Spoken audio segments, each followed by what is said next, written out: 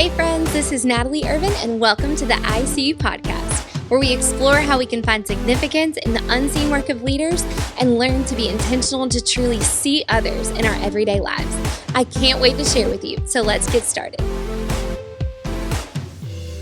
Today's scripture is Matthew 11:28 and 30.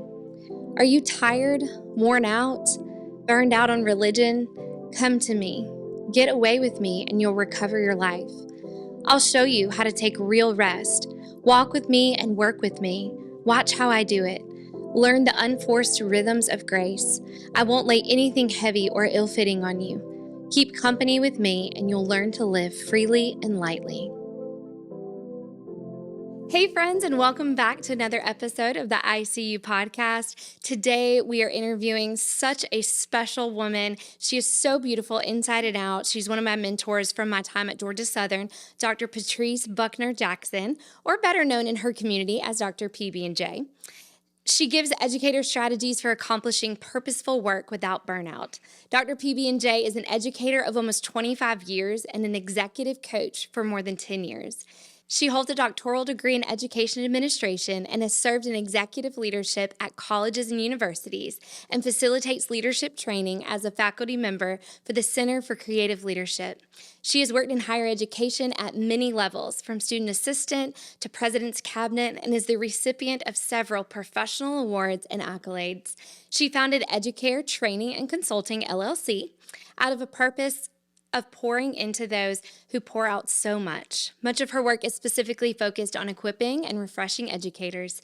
Dr. Jackson is the creator and host of the Disrupting Burnout podcast, as well as the author of the Amazon #1 new release and Amazon bestseller, Disrupting Burnout, the professional woman's lifeline to finding purpose. Woo! Oh my goodness. You are incredible. Oh, and I'm so honored to have you here with me. I was thinking about the first time that we met, and it was actually in the Chick-fil-A line. I don't know if you remember this. I don't. Okay, so we're in the Chick-fil-A line. I was actually working for the Office of Admissions doing orientation, and you, of course, were, I believe, the Dean of Students at the time. And so you were heavily involved in all of that process at Georgia Southern. And so we're standing in the busiest Chick-fil-A. You know, it is the busiest one, or was at one point. And we're just standing there, and you're behind me. And, of course, I know who you are, but I feel like sometimes you don't know if, like, I mean, you were like the Dean of Students, and I was just a kid. But you actually patted me on the back, and you said, hey, thank you for all you're doing. I noticed your energy, and I just really appreciate it. And I was like, oh, my gosh. And I said, thank you so much. And then I remember saying something about our height being the same and how we should be friends because our heights, you know, like we're bonded naturally because we're both petite women. Yes. And that was our first interaction. And from then on, I felt like you remembered me. And that was so special to me because you had so many students and you've poured into so many students over the years and so many different people in your consulting and all the things that we mentioned, but yet you still remember the one, you know? And that's very impactful for me. And so thank you for coming on the podcast. Gosh, it's been a journey for you. And to be here now and to just know more about your story from your book, we just have so much to talk about. So I hope that we can get through it in an hour, but if we can't, there might be a part 2 and part 3 and part 4 or however many. I'm down for it. Yeah. Whatever. Let's do it. So first, of course, I want you to tell the listeners like a little bit of your background. Your story from being a child was really interesting to me. I didn't know a lot of those things. So will you just kind of give us a background info? Yeah, so I am from Crocketville, South Carolina. I always say, if you heard of it, we're cousins. It's okay. A very, very small settlement in the low country of South Carolina. And in Crocketville, I learned faith.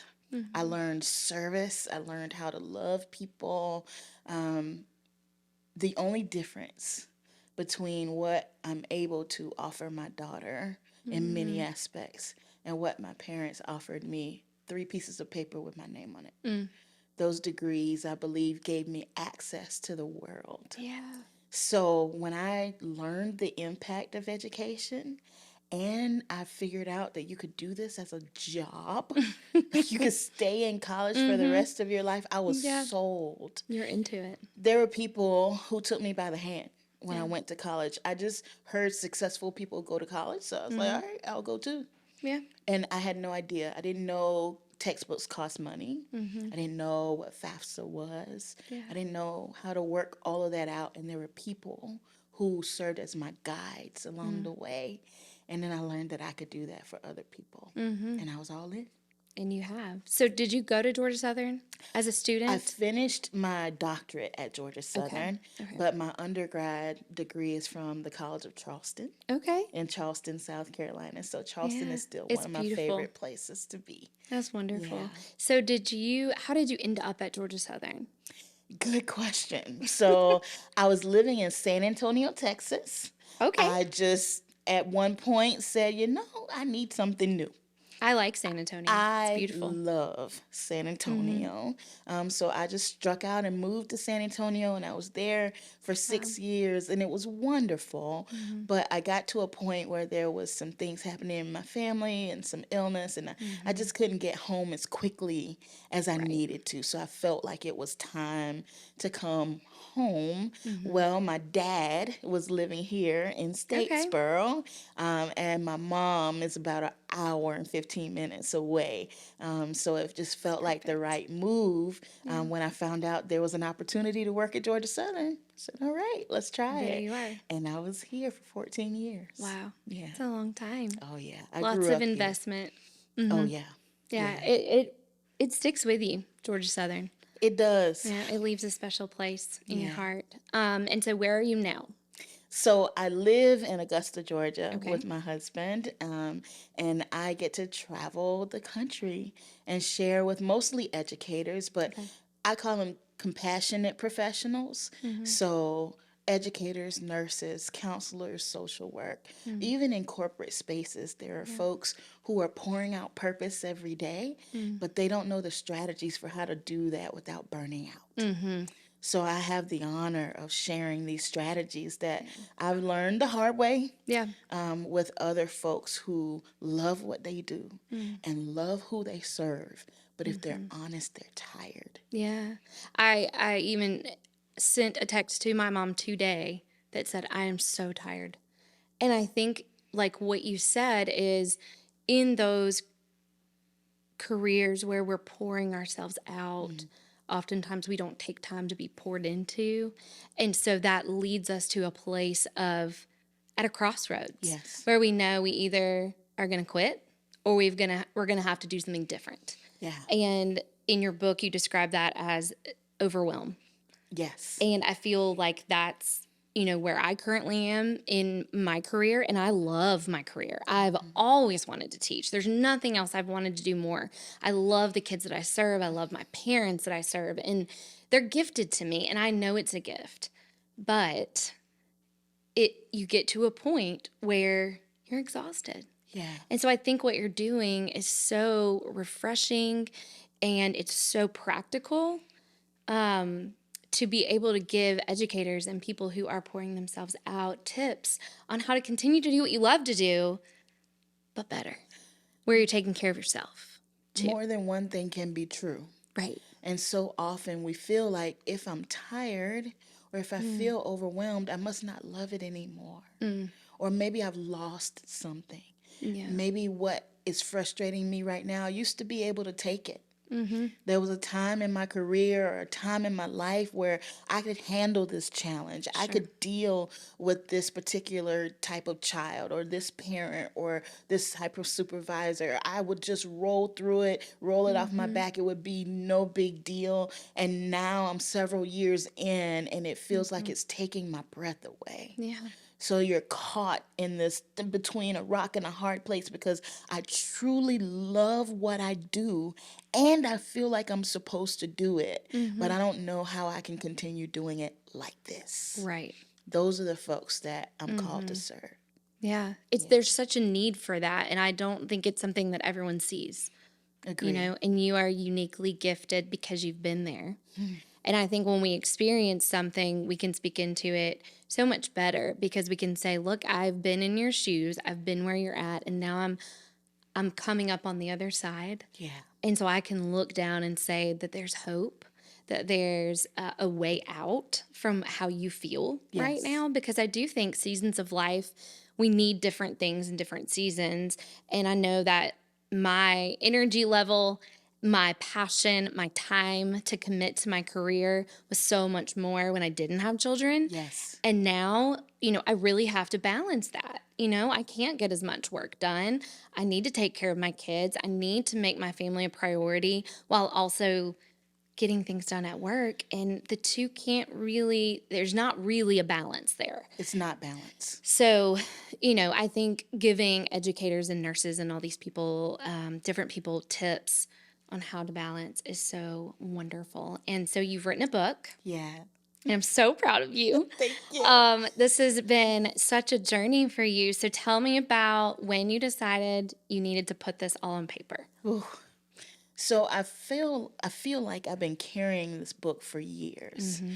There have been many times throughout the years that I felt like I was supposed to write a book, and I would sit and try to write and nothing would come out. I have a list of potential books in my phone notes that over the years I put down. Yeah. But when it was time, I couldn't deny it. I couldn't deny it. I had already started this business, and I had started training and coaching and supporting folks. And I specifically heard the Holy Spirit say, I need you to sit down and write that book for the next 6 months. It was last year this time. Wow.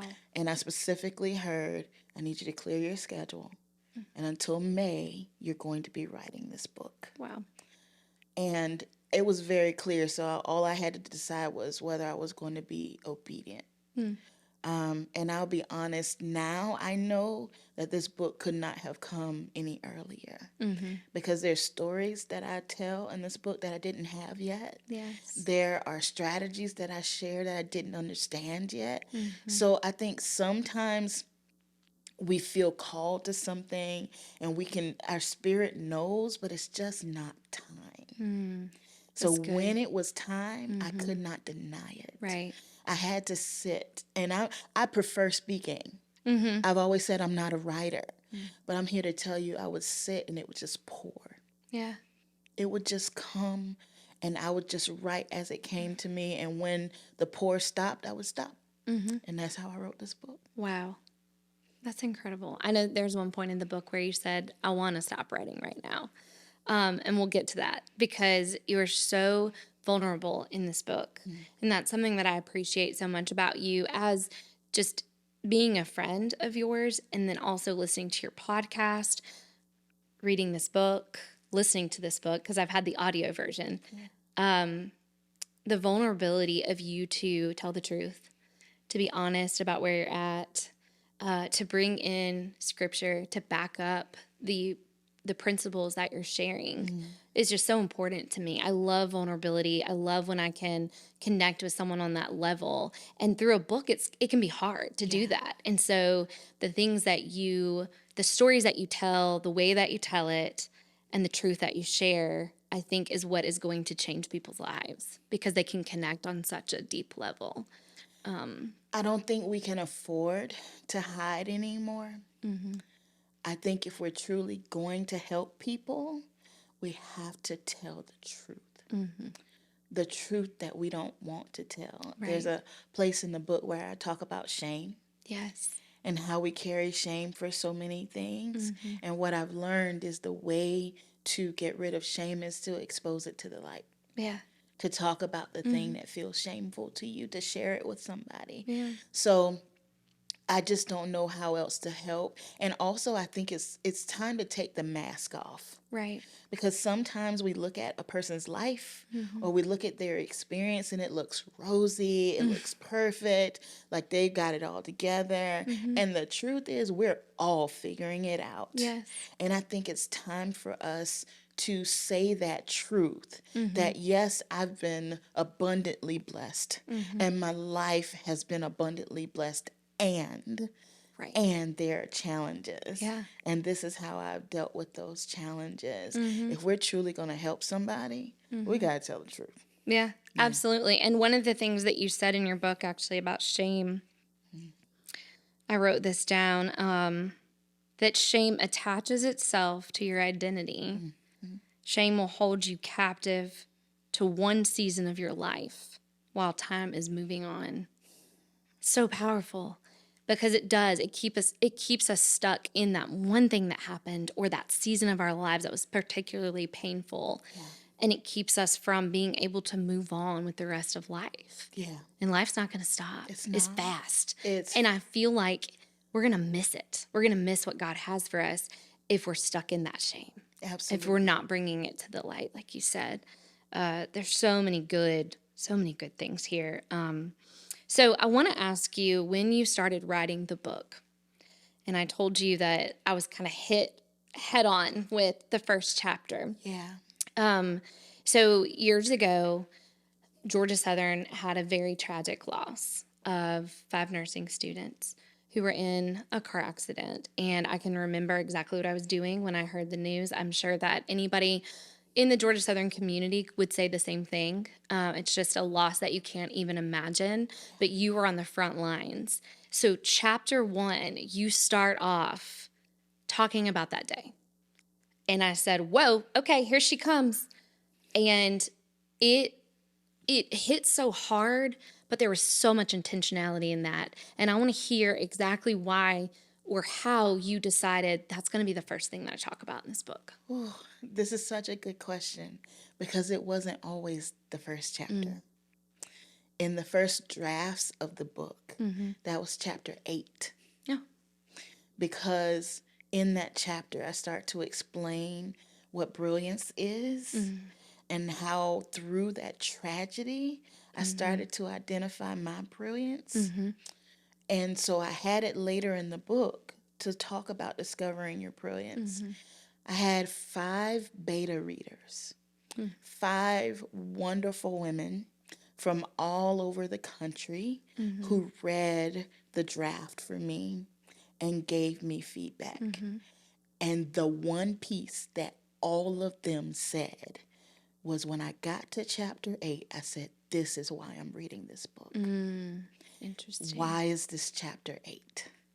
This is what I came for. This is what I need. This should be chapter 1. And I struggled with it. Because, when you have a plan in your head Right. and something as intimate as a project like this, it's like, in my mind, no, That's not how it started. This is chapter Right.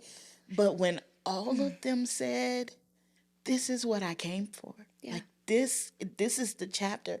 And then I thought about some people don't make it to chapter 8.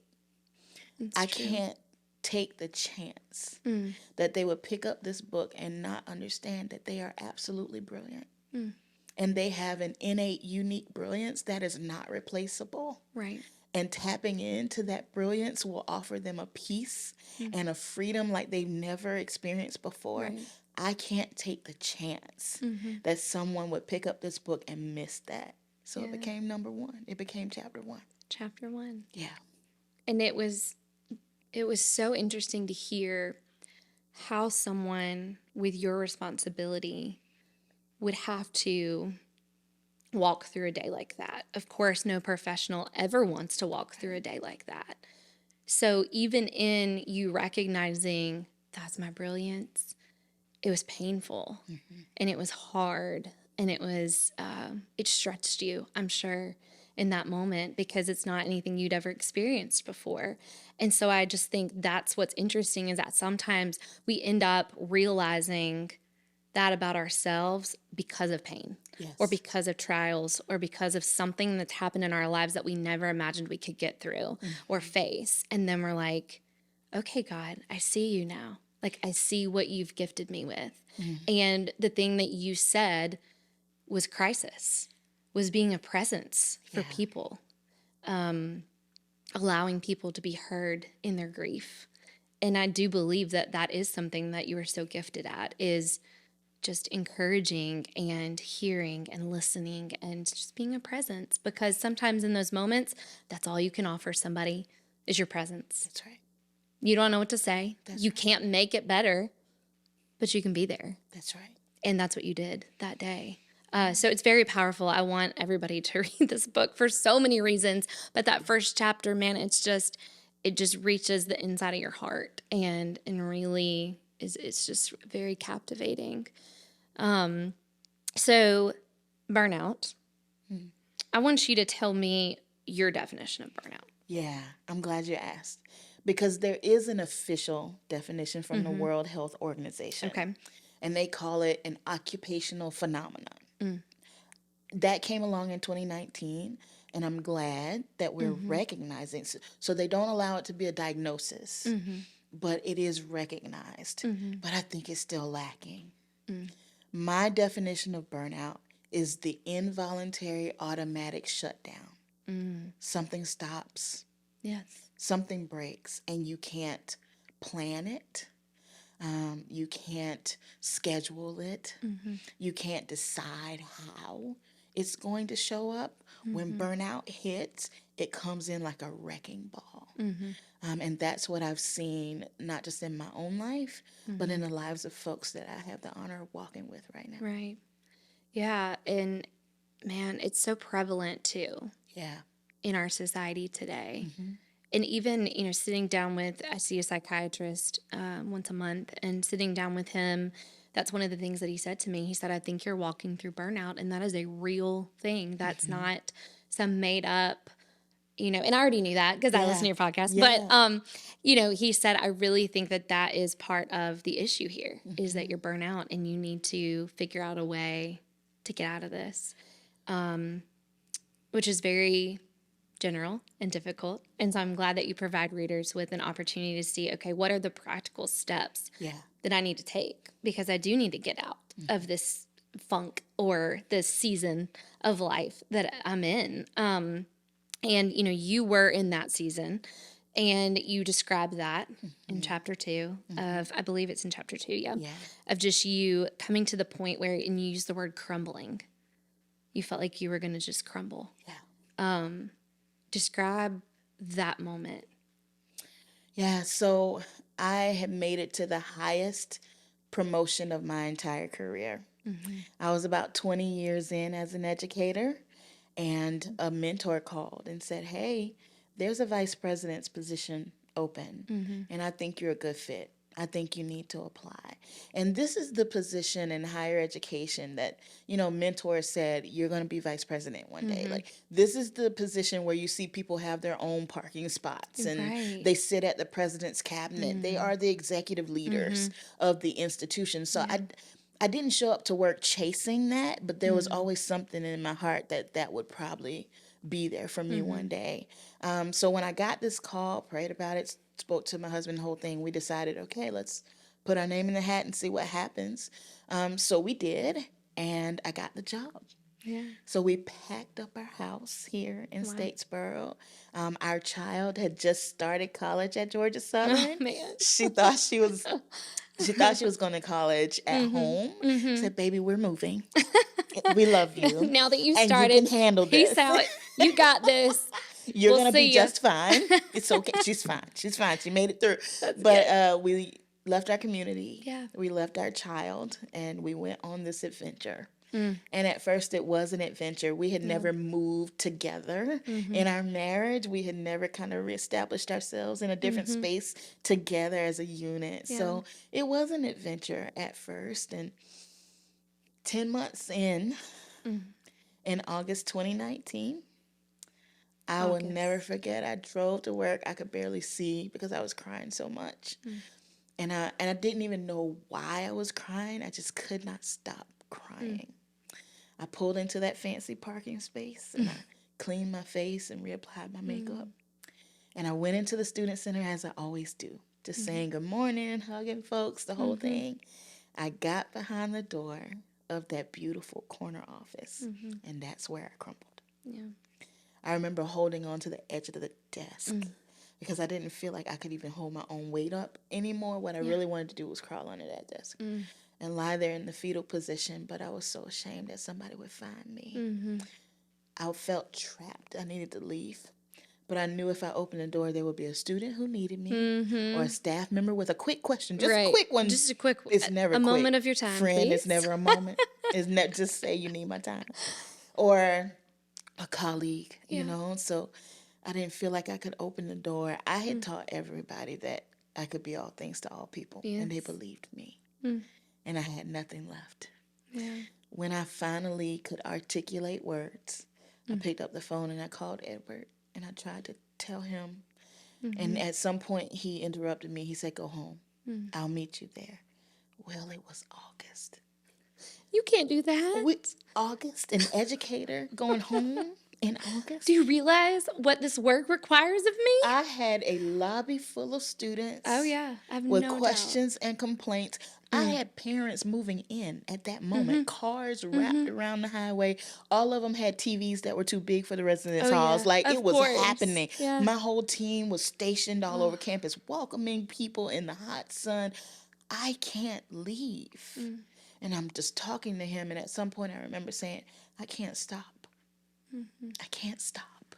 Yeah. And he said, "I'll meet you at home. Go home." I hung up the phone and I typed a letter. Mm. And I printed that letter. And I went to where my president was in a meeting. And I waited until that meeting was over. When the door opened, I handed my president that letter. And I said, "I'm so sorry." And I left. Mm. And I've still not returned back to that campus to this day. Wow. I have to say this. I disappointed a lot of people, Natalie. A lot of people. There were students, you know how I engage with my students. Yes. There were students who had allowed me to be a part of their lives. Yeah. And I didn't come back.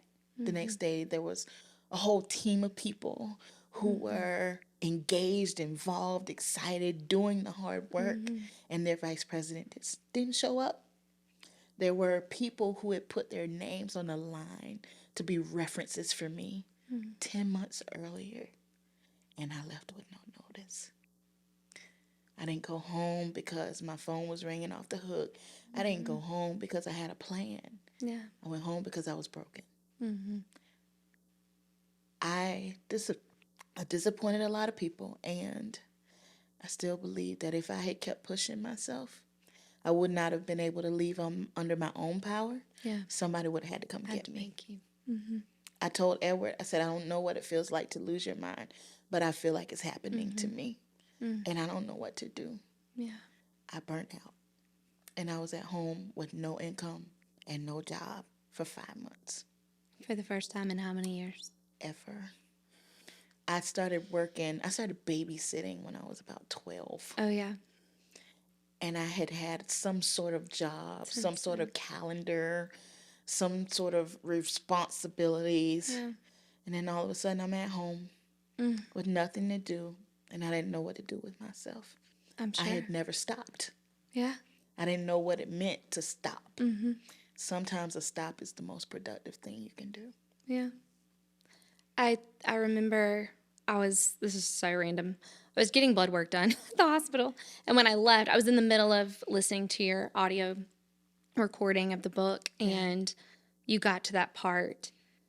And I had to pull into a parking space because I had chills and just tears.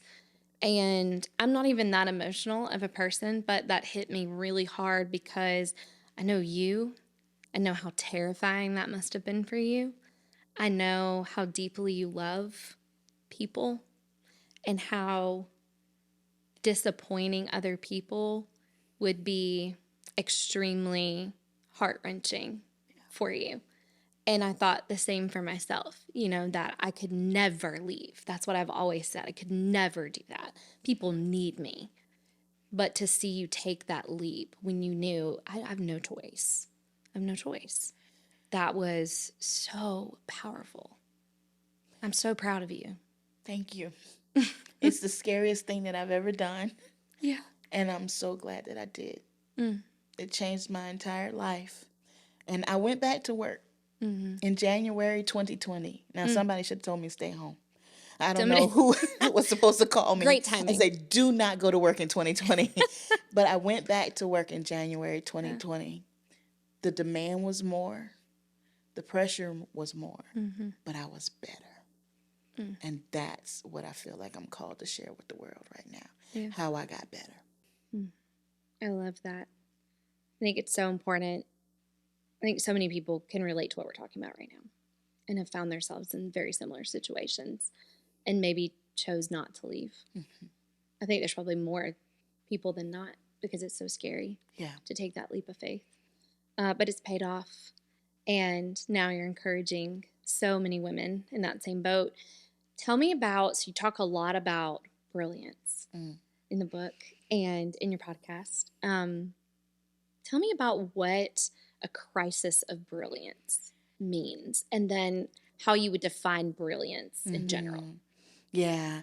So I want to go back to our last question real quick Yeah. because I don't want people to think that they have to escape and that's the only way. Right. Right?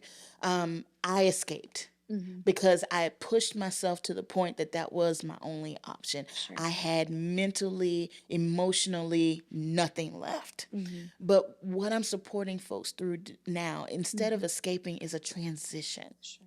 And that transition could be in your own soul. That transition could be to a different job. That transition could be into brilliance. We don't even know what it is yet until you heal a little bit. Burnout is not a time problem. Burnout is not a calendar problem. Burnout is a soul problem. Burnout is a heart problem. And we have to address it in the heart, right? So when we're talking about heart, that takes us to brilliance. I believe every person has an innate, unique brilliance that they were born with. Every living, breathing being has it. And I hear it over and over. PPJ, does everybody have brilliance? If you have breath, you have brilliance. The Word of God teaches us that He created us for the purpose. So God didn't send us here to earth and say, what am I going to do with Natalie? She's there now. What am I going to do? No, when you were assigned here, He had a purpose already waiting for you. So I encourage people to tap in to that purpose. I use purpose and brilliance interchangeably. Yeah. Tap into that purpose because that's where you find your freedom. That's where you find your power. That's where you make the exchange. So you take a hold of brilliance and you start to let go overachieving and overworking and overperforming, because when we do those things, we're trying to validate ourselves. We're trying to show that we do have value and that we belong here. But when you know your brilliance, you don't question your value. When you understand the impact that you make on the lives of other people, then you don't run to overworking and overperforming, because you don't have to fight for your value anymore. You know why you're here, and not in a pompous, prideful way, in a responsible way. Yeah. Yeah, I love what you just said about, that when you know your value, you don't have to seek validation. And one of the things that you say in your book is, what's your vice? Yeah. And mine, thinking about that, was the validation of others. Say that. You know, I want that so bad because I want to do the right thing. I'm a helper. I want it to work. I want people to see that I'm working for them and that I want them to be successful. But in doing so, if I don't get that validation, it's very defeating for me. And in my career, oftentimes we don't. That's right. And that's the way it is. And it's the nature of the work that we do, but not missing what I'm doing. I'm just not missing even just the tiny little seeds that are planted that we don't often see grow into fruition, but they're there. Yeah. And we did something. Not just something. Every room that you show up in, you shift the room. Every time you walk into the room, the entire composition of the room has changed because you're here and because you carry God's Spirit. The same Spirit that raised Jesus from the dead, the same Spirit that created heaven and earth. You carry that Spirit. So when you walk in the room, you just being there, you change the room, and you're responsible for doing that. Yeah. Right? And and I won't get into your business, but when you talk about that vice of validation, my question that I want you to think about is, where did that come from? Mm. Because that doesn't just pop up in our lives. Right. Like, there's a root of that Mm-hmm. somewhere you learned, or somewhere you had an experience that told you that I need people to tell me I'm doing a good job. Yeah. Or I need to hear it. I need to know that what I did was okay, or that it was acceptable, Yeah. right? So as we, what I call, check our baggage, Mm-hmm. as Mm-hmm. we dig into our backpack and ask ourselves some powerful questions, what is my vice? Where did that come from? Where did I learn that? And is it in alignment with who I need to be today? That's the question. Regardless of where you learned it or where it came from, we can acknowledge that. But the important thing is, we need to decide, is this pushing me towards purpose and brilliance, Right. or is it holding me back? And if it's holding me back, I got to start releasing those things from my backpack so that I can show up fully as Right. who I was created to be. Yeah. Yeah, Absolutely. So many things to think about. I love it. I It's love good this stuff. work. It's It's good. good stuff. Man, and I would encourage anybody to go through this book and to really do the work, because even just having access to a small snippet of it, it's caused me to really reflect on so many things that I think are going to change a lot of different things in my life. I So, love it. how would you respond, hypothetically speaking, if Okay. someone said, if you are burnout, it's because you choose to be? So I got two sides to this. Okay. On one side, I encourage people to take their power back and to do some, what I call, heart work for yourself. Don't wait for someone else to sow into you before you can get better, especially in education. Education, the academy, we are such a traditional, strict structure. It is very difficult for education to change. Right. And I don't believe that our folks can wait until our system gets No. itself together. I No. think our people need relief now. Yes. So on one side, I would say, take your power back and do the heart work so that you can start to feel relief. That's on one side. On the other side, according to where this might come from, we have responsibility for sowing into the wellness of our folks.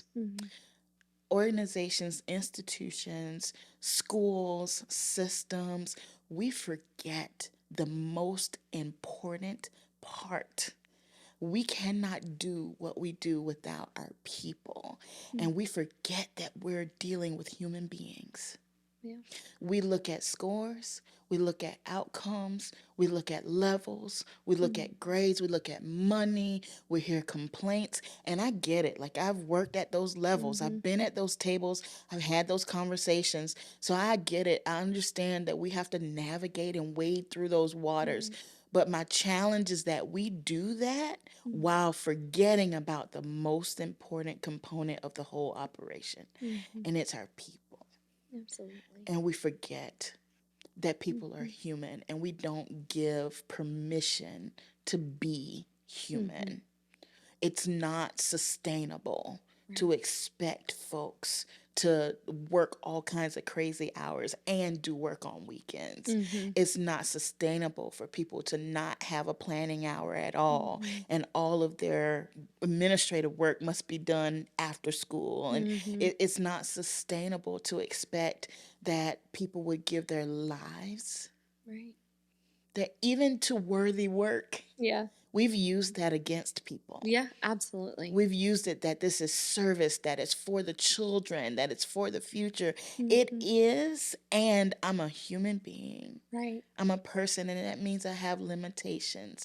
So it's two sides to the coin for me. On one side, I want to encourage every person, every professional, every person, every purposeful person to take their own heart work into their own hands and take responsibility, take their power back. Don't wait for somebody to take care of you. Don't wait for a system to take care of you. And if we don't start taking care of our people, we're going to lose our best educators. We are losing. Amen. And it's not just about money. Some people are going home for no money. Some people are going home just to be at home because they don't know what else to do. So, quick, fast, and in a hurry, education needs to figure something out. Yeah. We got to do better. You're so right. Yeah. You're so right. And I do think it's important, like you said, for us to do the work and to ask for help.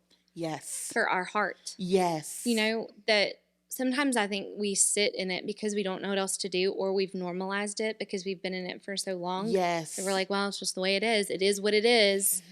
And that's, to me, that hasn't gotten me anywhere. And I know this is my calling. Yeah. So now I've got to ask for help. And so going to therapy has been extremely helpful. Reading your book has been extremely helpful. You know, just taking steps to ask professionals what to do. Because sometimes we just don't know. Absolutely. And we're blinded. We've got like blinders on where we can't see anything past the burnout. Oh my gosh. And you just said this. You said, I know this is my calling, right? And what I would say is, yes, and sometimes calling looks different in a different season, right? So in the book, I talk about your purpose is your brilliance, right? But then passion, the purpose and brilliance is the who. It's who you are, who you show up as no matter what. The passions are the ways that you express that brilliance. So that's the what. It's the what you do. So I'm here to tell you that that calling can be expressed in a different way. In different seasons of your life. So for some of us, we need to do the heart work so that we can unburden ourselves and to continue to show up and do the work. For some of us, it might be time to do the work in a different way.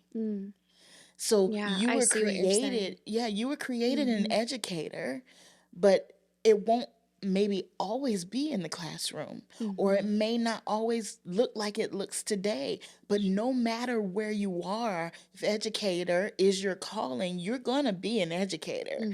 If you invite women over to your house, you're going to teach them something because that's who you are. Right. That's what you do naturally. You don't make that up. Yeah. Mm-hmm. In the book, I say you don't learn it and you didn't earn it. It's yours. And you're that no matter where you go. So I just want folks to be open to understand that when a season changes, when a season closes, I have learned the hard way. Don't overstay your welcome. Stay as long as you're supposed to. But sometimes purpose is trying to develop. And we won't allow it to develop because we're afraid of what it might become. And that's that crisis of brilliance you asked me about earlier. It's the press that you feel. It is the internal turmoil. For a lot of people, it comes out as frustration. It feels like I used to love this and now I don't know how I feel about it. Like I used to, when I got this job, I was posting it, telling everybody, telling testimonies, and now I'm pulling myself out of bed. And I'm coaxing myself to actually get dressed and go do this. So I've learned that when those seasons come, if you're not aware that it's a crisis of brilliance, you might think you're doing something wrong. And it's not that you're doing something wrong. When we're in a crisis of brilliance, we feel like somebody just tell me what to do. Whatever you say, I'll do it. Like I just don't want to be here anymore. I just need to know what to do. I just need to know what to do. I'm willing to do it, anything to get out of this place. Absolutely. But I don't know what to do. That pressing that you feel. I usually say when everything around you seems to be out of whack, you're probably in a crisis of brilliance. And what I've found is the crisis of brilliance really comes to squeeze out what's in us to really help push us forward to the next thing. So it's a transition period. The closest thing that I can compare it to is a woman who's in the end stages of labor. I read that in the book. It was a very good comparison, actually. That's the only thing I was like, where are we going with this? But I actually really thought it was a great metaphor. You're just done. You just want it to be done. You're grateful. You know you're blessed, but it's what do we need to do? Painful. Yes. It's everything hurts. Everything is uncomfortable. No matter if you sit, if you lay, if you stand, like none of it gives relief because it's just time. It's just time.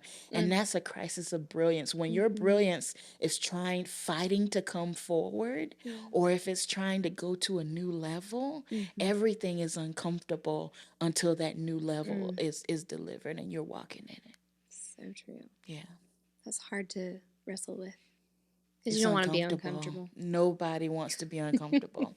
And it's scary. I mean, I remember being in labor and I was shaking. I couldn't stop shaking because I was terrified, but Yes. I was excited. You know, all these emotions that you can't even reconcile, but it's okay to feel all of those things and allow yourself to feel all of those things at the same time. And you mentioned that in your book, which I really, I believe it was chapter 6. You were talking about your own personal journey with infertility. Yeah. And you were so vulnerable, so open to talking about how painful that was for you and still sometimes is for you. Yeah. But how, when we trust God, when we have a relationship with God, we can believe and we can know in our heart and in our minds that God is so good. Yeah. But we can also have our heart broken. Yeah. And we can also grieve over what we thought would be our life. That's right. And I can relate to that with my child, you know, walking through things with her and her illness, that there's so many plans and dreams and hopes that I had, and this picturesque version of motherhood that I thought would exist. Yeah. And then I can see where that's been broken, right? Because we live in a broken world, but I can also see God's tremendous goodness and faithfulness and love to my family through all of that, and through so many other ways too, how He's provided and been our provision. Yeah. But it's still hard. And there are still moments where I grieve that. And that's okay. Yes. And what you said in your book is that you can allow yourself to feel both things. But you have to be honest about where you're at, you know, and not suppress what you're feeling. More than one thing can be true. Mm-hmm. And we try to be so linear. You Right. know, I'm either joyful or I'm sad. Mm. But life, good life, means sometimes you feel all of that. Yeah. And one of the things I had to learn, particularly for my struggles with fertility, is God can handle. Mm-hmm. He can handle my grief. He can handle my anger. Mm-hmm. He can handle my disappointment. Yeah. And I also learned He's strong enough to handle it, but my heart is not strong enough to continue to carry That's right. it. That's right. So that's a part of that unveiling shame, releasing the shame, sharing the light, to say it out loud. You know, it's not something that you talk about a lot, you Right. know, and there are people along the way who at first when we got married, like, oh, we can't wait for the babies. Of course. You know, and year after year, it's like, oh, we know you're professional. You didn't want babies. We get it. And I'm like, oh, you have no idea. You have People no don't idea. have any They have idea. no idea. No idea. But I know a God who knows Mm-hmm. and who cares Yeah. and who Deeply. loves. Mm-hmm. Who loves Yeah. even when our heart is broken, Mm-hmm. even when we're disappointed in Him. Yeah. He can handle it. And I think about Lazarus, one of my favorite stories in the Bible, about Jesus weeping over his friend, even though he knew the outcome. And I feel that Jesus does that with us. You know, when we're in that grieving moment, that He grieves with us. He feels our pain and He can relate to it. He's not some far off, you know, detached God, but He's with us and He's walking with us and He's feeling with us and He's allowing us to experience those real emotions. And it's because He gave us that heart. You know, that's normal. Absolutely. It's a normal response. And so I love that you were open enough to walk us through that journey, because that applies in so many different ways with so many different people. Absolutely. You know, not just people who are battling the same thing. It you know, really applies in so many ways. It does. So thank you for that. Thank you. And I don't want to close out our time together because I feel like there's never enough time. And it's so wonderful talking to you, and I feel good to be just in your presence and receiving this wisdom from you that you've learned throughout the years. But I want to know, one of the questions I always ask is, how have you felt seen recently as we wrap up? I've been waiting for this question because I listened to your podcast. And my answer is right now, this very moment. So today, I had the opportunity to go back to Georgia Southern and share this message with several of our folks there, kind of as a kickoff to the book tour. And I wanted to start with them and then to end my day with you. Sometimes you're just serving, and it's not like you need a pat on the back or you need an accolade. You're serving. You're doing what you feel like you're supposed to do. And then every now and then you get sort of that smile from God to say, that's exactly where you were supposed to be. And that's exactly what you were supposed to be doing. And this feels like a God smile to me. Yeah. So I feel seen right now. That's awesome. Yeah. Thank you so much. It's my honor. And I don't want to wrap up our time, but I know that you guys have gotten something out of this message. How could you not? She's just phenomenal. And if nothing else, she brought a smile to your face. But she is written a book. She has written a book called Disrupting Burnout. And it is phenomenal. I've already listened to the first 6 chapters. If you pre-order the book, you get access to that. You also get access to a workbook where you can actually do some of this heart work that Dr. Jackson is referring to. You get so many things along with the pre-order, but it does come out in January. So if you are interested in purchasing the book, I would highly encourage it, no matter what career you're in, because I do think there's so much practicality to feeling burnout, feeling worn out, feeling tired. And this is going to help us to break that cycle of burnout. I really believe that. And so we'll put that in the show notes so that you can click on the link to purchase Dr. Jackson's book. In addition to her podcast, she's taking a break for a little bit, but it'll be back. It will be back, yes. So make sure that you listen for a spoonful of PB&J because it's equally as encouraging, and follow her on Instagram as well for just little tips here and there on burnout and life things. Life things. We do life together. Yeah. And I'm so grateful for it. Thank you so much. I appreciate it. Thank you. And that's another episode of the ICU podcast. Thanks.